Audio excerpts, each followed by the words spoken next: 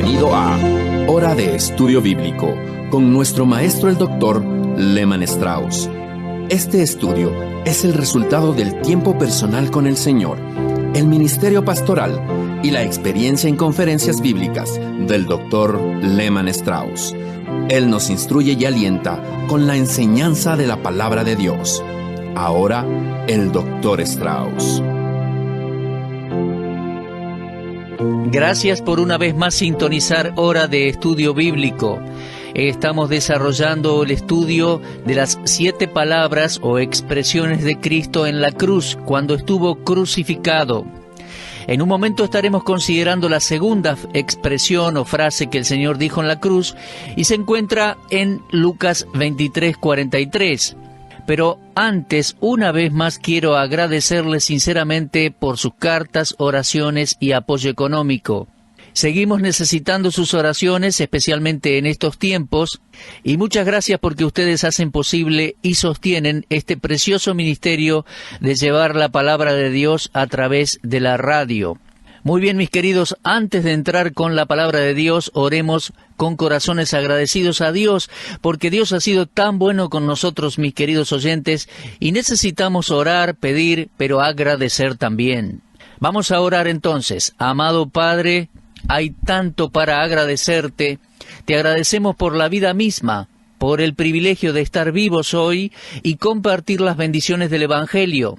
Te agradecemos por la gran salvación, por nuestro maravilloso Señor, por tu palabra, la Biblia, por el Espíritu Santo.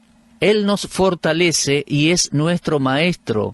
Gracias también por la familia de Dios, tu gran familia. Ahora, Señor, oramos especialmente por aquellos que tienen hoy una necesidad, ya sea espiritual, emocional, física. Oramos por los inconversos, para que ellos puedan ser dóciles, puedan arrepentirse y recibir a Cristo como Salvador.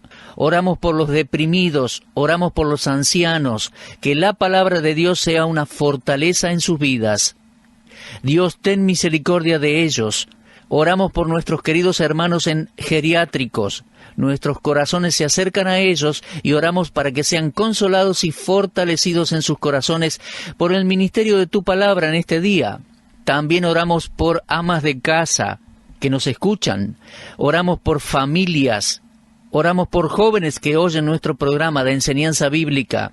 Oramos, Señor, que bendigas y edifiques a todos nuestros oyentes. Gracias por aquellos que nos escriben. Gracias por aquellos que nos brindan su apoyo económico.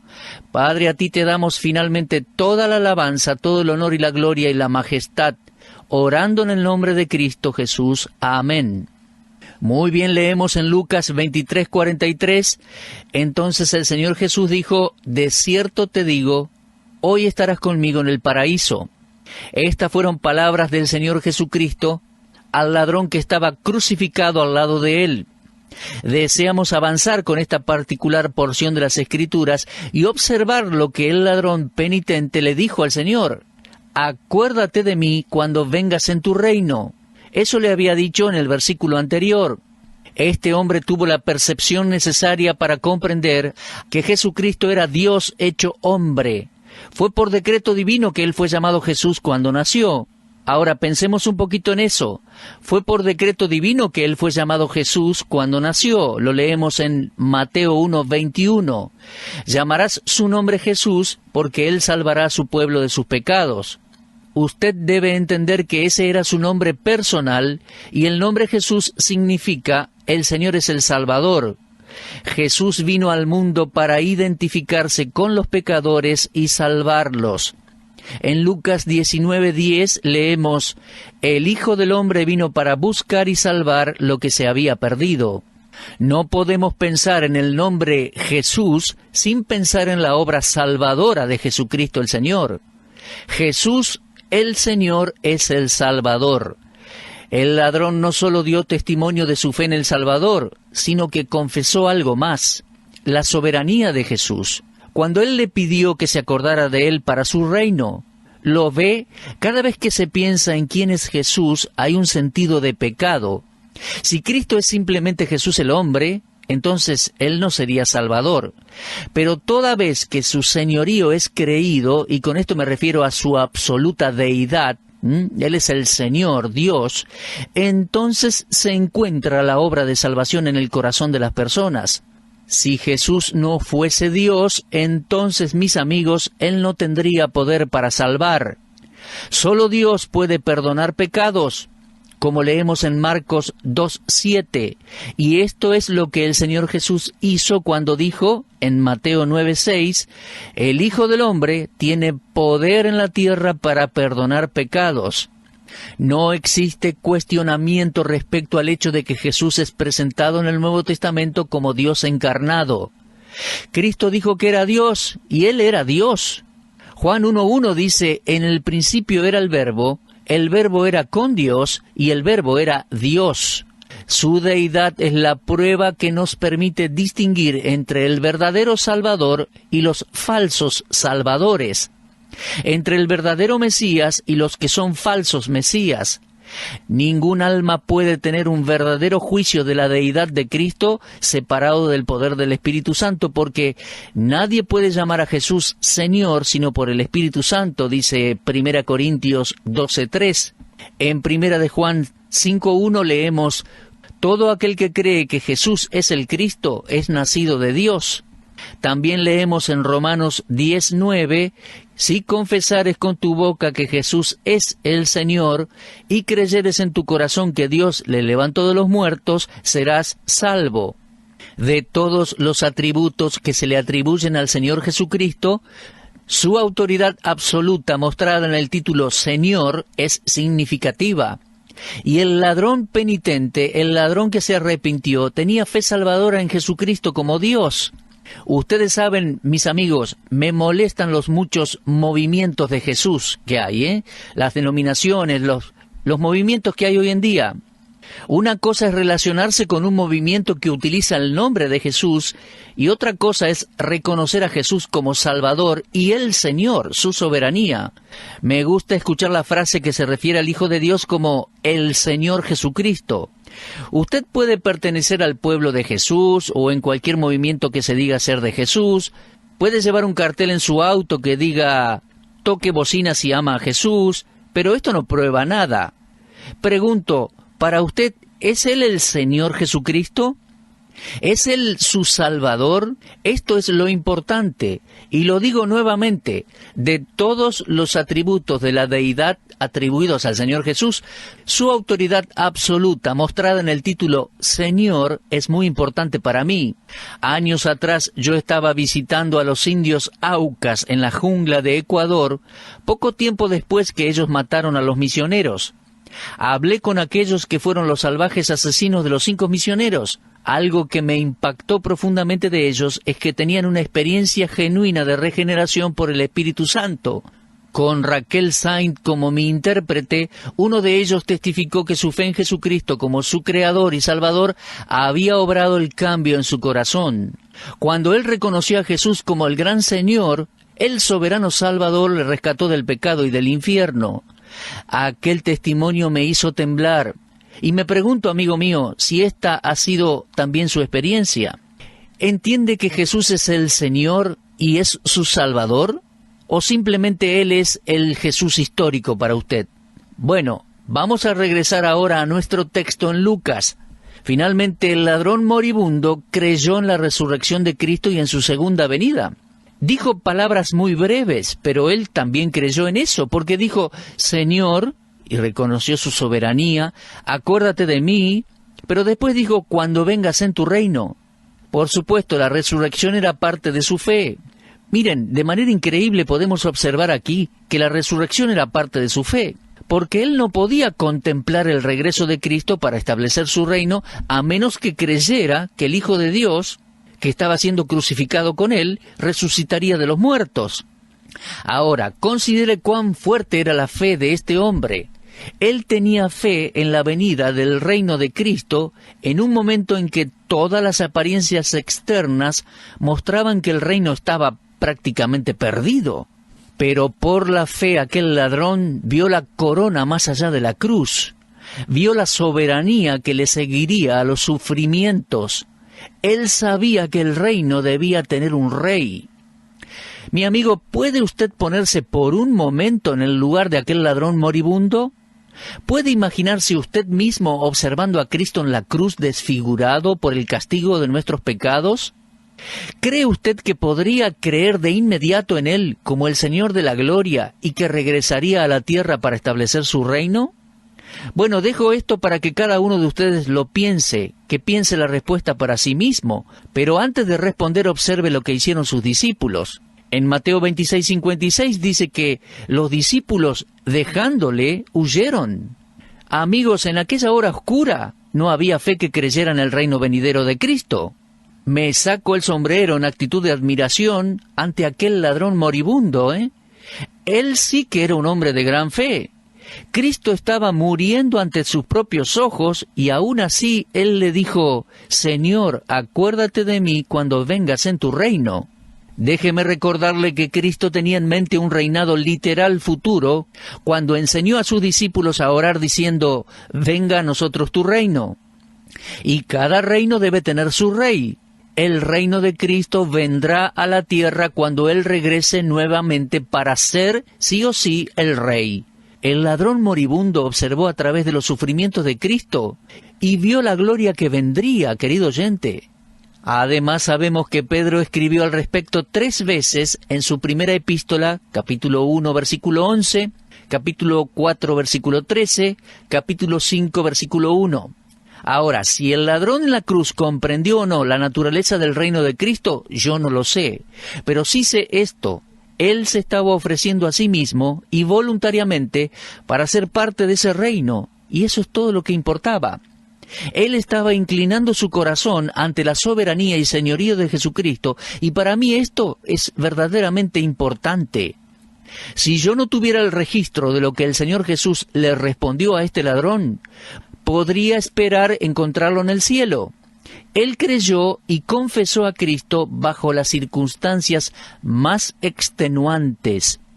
Puso la fe por encima de todo.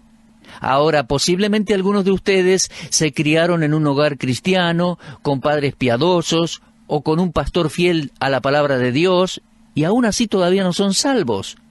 Amigos míos, este hombre confesó a Cristo cuando nadie más lo estaba haciendo, y fue una confesión pública, lo más pública que alguien podría hacerlo.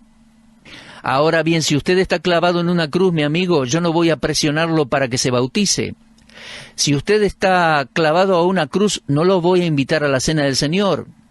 No le pediría ir a una iglesia, pero sí es necesario que haga una confesión clara sobre el Señor Jesucristo, que más se adapte a su condición presente. Eso es lo que aquel ladrón hizo en la cruz. Mi amigo, ¿lo ha hecho usted? ¿Ha dicho usted en su corazón y con sus labios: reconozco al Señor Jesucristo como Salvador y mi única esperanza para ir al cielo? Estaba predicando una vez en unas conferencias y el pastor de esa iglesia me pidió que lo acompañara para visitar a un hombre inconverso que se estaba muriendo. Cuando miré al paciente, era obvio que no tenía mucho tiempo de vida. Le dije que Dios le amaba y que Cristo había muerto para salvarlo, y que si moría sin Cristo, estaría perdido para siempre. Ahora, ese día él no pudo comprender cómo Dios podía salvarlo después de que él le había rechazado por tantos años. Y me dijo: pastor, yo no comprendo cómo Dios puede salvarme ahora, después de haberle rechazado durante tantos años. Bien, todos nuestros esfuerzos, los míos y los del pastor, parecían en vano. Por lo tanto, oramos y nos fuimos. En los días que siguieron, oramos a menudo por aquella alma necesitada. Entonces, en una siguiente visita, antes yo de retirarme de aquella iglesia, fuimos y con el pastor lo encontramos con un espíritu receptivo y preparado. Él confesó entonces a Cristo el Señor como su Salvador personal y dio evidencia de convertirse en una nueva criatura en Cristo, y luego partió a la eternidad. Sí, mi amigo, hay algunas conversiones de último momento, en los últimos minutos de la vida, pero mi amigo, si yo fuera usted, no esperaría hasta ese momento, porque hoy es el tiempo aceptable, ahora es el momento de la salvación. Y mi amigo, ¿quién sabe cuándo son los últimos minutos de nuestra existencia terrenal? El Señor podría decir: ya sea el ladrón de la cruz o aquel anciano en aquella cama. Lo siento, amigo, esperó demasiado, vivió una vida mala y ahora tendrá el destino que merece. Pero el Señor Jesucristo no habla así. No podría hacer eso. ¿Sabe por qué? Porque Él mismo ya una vez lo dijo en Juan 6:37. El que a mí viene, no le echo fuera. Y esto, mis amigos, es exactamente lo que el hombre hizo. Vino a Jesús, no para pedirle que lo librara del sufrimiento, sino para pedirle que lo salve de la culpa y el castigo de sus pecados. Nuestro Señor comenzó su respuesta con la palabra desierto, que es la palabra amén, es una confirmación, y es verdaderamente un compromiso. Le dijo a este pecador, de cierto te digo. Le dijo a este pecador que podía depender de Cristo para obtener respuesta a su pedido. El amén del Señor Jesús es su sello de aprobación sobre el pedido.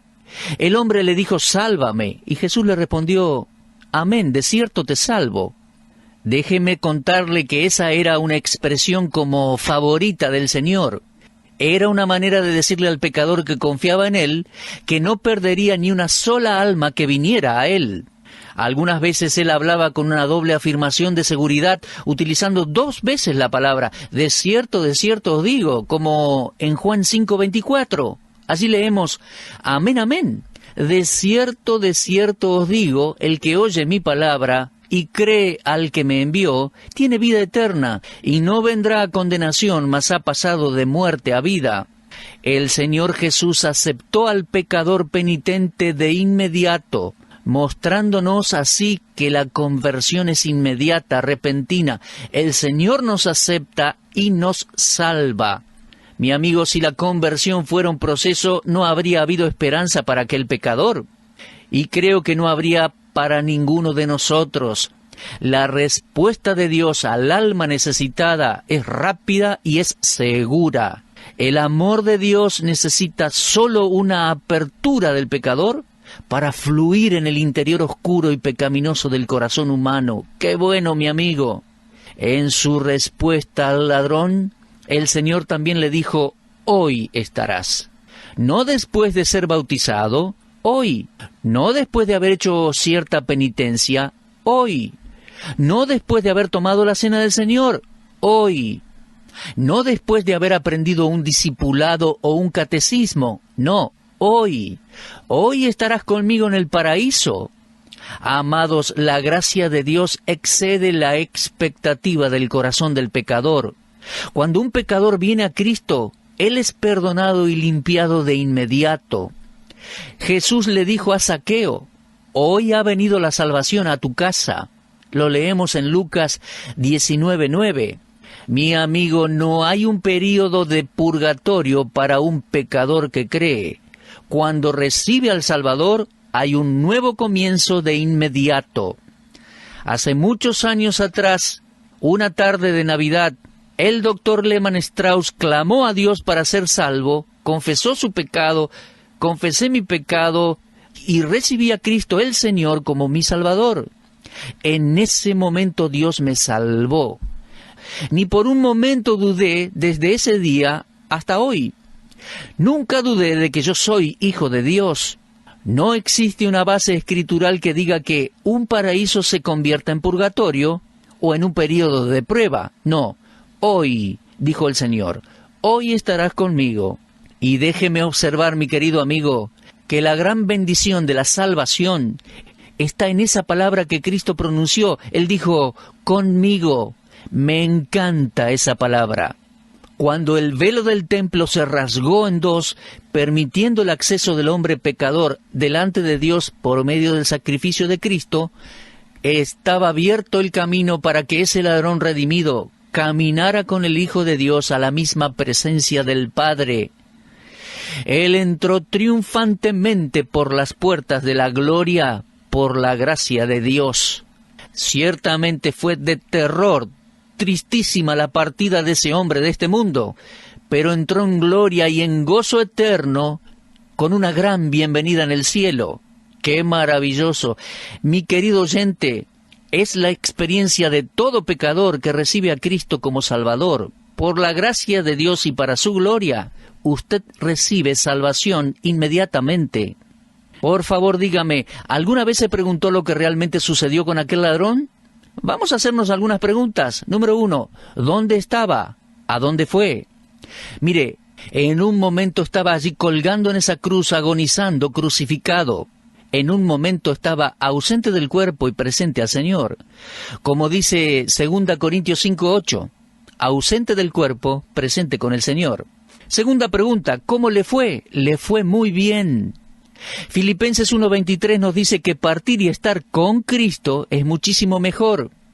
¿Cómo le fue al ladrón entonces, al que recibió al Señor como Salvador? Muchísimo mejor. Tercera pregunta, ¿a dónde está ahora? Con Cristo, porque Cristo le dijo, hoy estarás conmigo. La muerte para el creyente, mi amigo, significa estar de inmediato ante la presencia y compañía del Señor. La salvación por medio de Cristo es unión con Cristo, tanto en esta vida como en la venidera. Ninguna persona podría desear algo mejor. Y en cuarto lugar podemos decir, viene a mi mente ahora, 1 Tesalonicenses 4:17, así estaremos siempre con el Señor. Mi amigo, quiero decirle algo, yo no quiero morir, no quiero pasar por la experiencia de la muerte. Quizás sea un poco cobarde, pero le voy a decir sinceramente que no le tengo miedo a la muerte. Si yo muriera ahora mismo frente a este micrófono, mi espíritu entraría inmediatamente a la presencia de mi Dios y mi Salvador. Les repito, recién les compartía esos textos, 2 Corintios 5:8, Filipenses 1:23, 1 Tesalonicenses 4:17. Ahora, algunas personas nos dicen que después de la muerte el alma duerme. Otros creen que en la muerte el alma queda completamente aniquilada. Bueno, todas esas son contradicciones a lo que la Biblia enseña. Además, otros enseñan la teoría de que el alma se convierte en algo o en alguien más, que el alma transmigra o reencarna. No, mi amigo, esto tampoco tiene base bíblica. Jesús dijo, hoy estarás conmigo. Mis amados, ahí está el secreto del verdadero gozo y la felicidad eterna. Allí está la victoria sobre el temor a la muerte. Y déjeme decirle, yo no necesito saber más respecto a la vida después de la muerte. Solo necesitaba saber el hecho de que estaré con Cristo. Venir a Cristo en esta vida es estar con Cristo por la eternidad. Mi corazón se regocija al pensar que partiendo de este mundo, de inmediato estaré en el hogar con el Señor. Y no solo por hoy o por un mes, ni tampoco por 1.000.000 de años, sino gracias a Dios por toda la eternidad. ¿Y dónde estaré? En el paraíso, dijo el Señor. Bueno, solo me queda un poco de tiempo en este programa para hablar un poquito de esa palabra paraíso. Aparece solo 3 veces en el Nuevo Testamento, y creo que significa la morada de Dios. Las últimas palabras de nuestro Señor Jesucristo fueron, Padre, en tus manos encomiendo mi espíritu. Cristo en su muerte, habiendo encomendado su espíritu al Padre, fue en espíritu inmediatamente al cielo, a la morada de Dios. Y al ladrón de la cruz le dijo, estarás conmigo. Por otro lado, el apóstol lo describe como el tercer cielo. Leemos allí en 2 Corintios 12, 2 al 4, aparece la palabra paraíso y luego dice tercer cielo. Y será en aquel hogar celestial en que los redimidos encontraremos el árbol de la vida. Entonces la palabra paraíso es el tercer cielo y el lugar donde estaremos con el Padre y con el Señor. Ahora bien, encontramos pocos cristianos pensando tan celestialmente, ¿verdad? En general no se dedica mucho tiempo a pensar en nuestro hogar eterno y en la vida que tendremos allí. Pero al fin y al cabo este es el propósito, es el fin de la salvación. La gran verdad contenida en esta segunda palabra o expresión de Cristo en la cruz y que dio esperanza y seguridad al ladrón es que nosotros también, nosotros que hemos confiado en el Hijo de Dios, estaremos con el Señor en el paraíso. ¡Qué maravilla, eh! Mi amigo oyente, no quiero cerrar el programa sin invitarle a usted también. Sí, tal vez usted nunca recibió a Cristo. Le invito a hacerlo ahora. Él es el que perdona nuestros pecados y es el dador de vida eterna más allá del tránsito de la muerte. Mi amigo, usted también puede ir con el Señor al paraíso, porque Él se lo concede, así como se lo concedió al ladrón de la cruz. Recuerde sus propias palabras: el que a mí viene no le echo fuera. Arrepiéntase, mi amigo. Dígale al Señor: reconozco mi pecado y mi culpabilidad. Oh Señor Dios, gracias por el sacrificio de Cristo para pagar por mis culpas. Quiero que Cristo el Señor resucitado, sea mi Salvador desde ahora y para siempre. Dígaselo a Dios, dígaselo al Señor. Quiero que seas mi Salvador, Señor. Él no le echa fuera. Él nos concede perdón y vida eterna. Sus palabras son: hoy estarás conmigo en el paraíso. ¡Qué bendita y brillante esperanza! Y usted, estimado oyente, que es hijo de Dios, descanse en el Señor. Lo mejor está aún por venir. Si la muerte nos sorprende antes de que el Señor venga a llevar a su iglesia, nosotros también estaremos con el Señor. ¡Qué bendita y brillante esperanza! ¡Qué mensaje de motivación en estas últimas palabras de Cristo en la cruz! Los espero mañana para continuar con este tema. Gracias por su interés. Dios le bendiga con su palabra. Fortalézcanse mirando al Señor.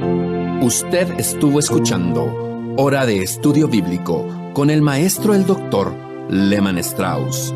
Si desea escuchar una vez más este mensaje, visite nuestra página en la internet www.bbnradio.org. Le dejamos la invitación para que el día de mañana nos acompañe aquí, en este mismo horario y punto del dial. Hora de Estudio Bíblico es una producción de BBN.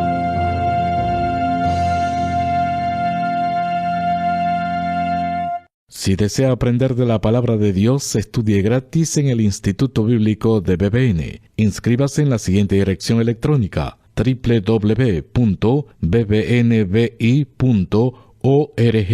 Elija el lugar y el horario que más le conviene. Seleccione cualquiera de los cursos disponibles en el Instituto Bíblico de BBN. Muchas gracias.